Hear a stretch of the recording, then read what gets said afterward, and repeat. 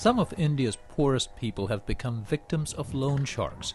What's happened to these women has tarnished the widely praised reputation of micro-lenders who give small loans to help people become self-sufficient.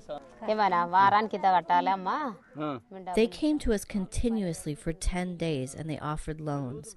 They said, we'll give you loans and you can pay them back in easy installments. It's not a hard thing. People in villages like this say agents from various microfinance companies would come in and try and sell them on loans, without regard to whether they had other loans outstanding. There were no questions asked about what the loans were for.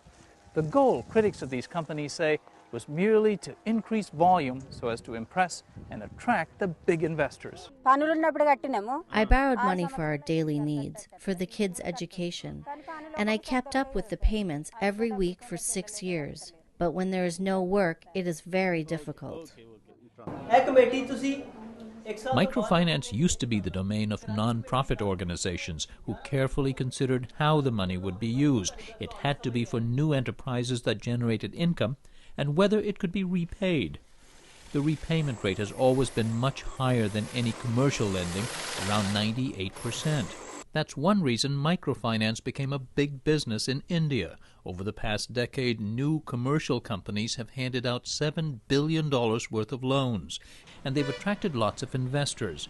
SKS Microfinance raised $350 million in an initial public stock offer last July.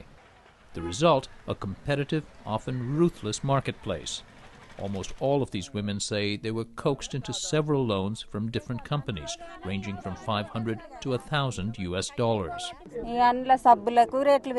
I have loans from 3 different companies, about $700 in all.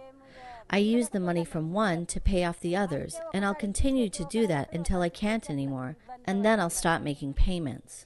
There's broad agreement that microfinance can be an effective tool to bring hundreds of millions of poor people into the global economy. The key question is whether profits can be thrown into the mix, and if so, how much profit. Basics, the company making this promotional video, began as a non-profit but switched about a decade ago. Basics will strive to yield a competitive rate of return for its investors so as to be able to attract mainstream capital and human resources on an ongoing basis. Basics' founder Vijay Mahajan says commercialization is necessary because there just isn't enough money in the non-profit world to meet all the need. The capital investment that's required to meet all the unmet needs of poor people in this country and the world for all kinds of things. It runs into trillions of dollars, and you need therefore mainstream capital to actually underpin any attempts at addressing this in a business-like way. But the man considered the godfather of microlending disagrees vehemently. Muhammad Yunus, who won a Nobel Prize for his work with Bangladesh's Grameen Bank, lashed out in a recent New York Times op-ed. Commercialization, he wrote, has been a terrible wrong turn for microfinance. Poverty should be eradicated, not seen as a money-making opportunity.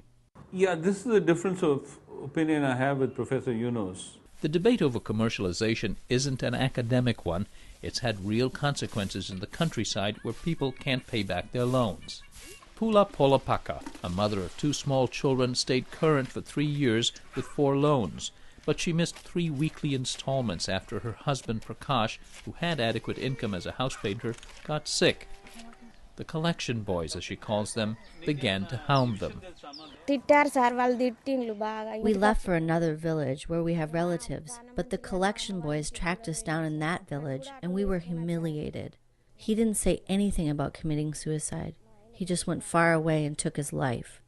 Her husband's suicide and those of dozens of other borrowers got the attention of the media, politicians, and government regulators like Subramaniam Reddy. Yeah, someday the bubble had to burst. Last October, an ordinance written by Reddy was approved by the state's legislature.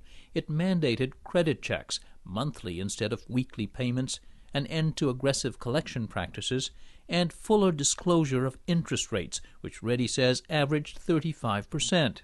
So there has to be a lot of disclosure. That's the first fundamental thing. They employ a number of unlawful elements to do the recovery. Intimidation.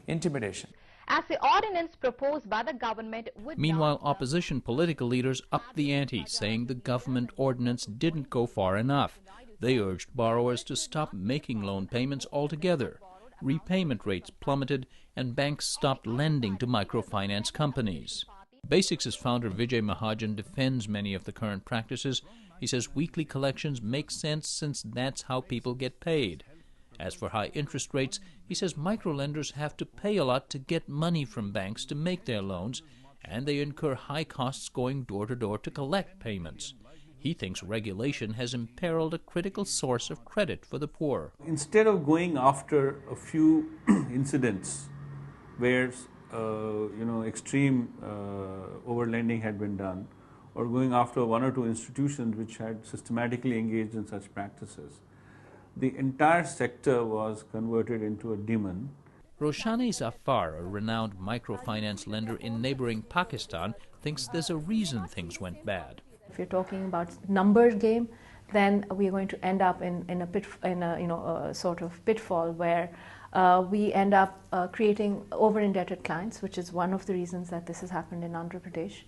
We've grown too fast and we have added too many, we've pushed credit on the same client, and therefore they have defaulted. But she says the answer is not necessarily to do away with commercial lending to the poor. If you're not there in the long run, and you're saying to the client, I'm here to help alleviate poverty, and you're not there in the long run, then you're not doing what you're supposed to do, and you're not keeping to your mission and your vision, because poverty is not going to change in 3 years. It's going to change in a decade or more. So you really have to be a viable entity who has to be resource, who has to manage their resources well. Mahajan admits the industry has learned a lesson.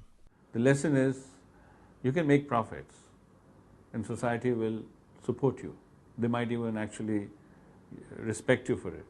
But if you're seen to make excessive profits, if you're seen to be profiteering or being, personally enriching yourself beyond what is considered reasonable, and that varies from location to location, then society will revile you. After negotiations, banks have begun loaning to microfinance companies again, and the government is urging borrowers to resume paying off their loans. There will be no loan forgiveness, but the government also wants the companies to give its borrowers more time to become debt-free.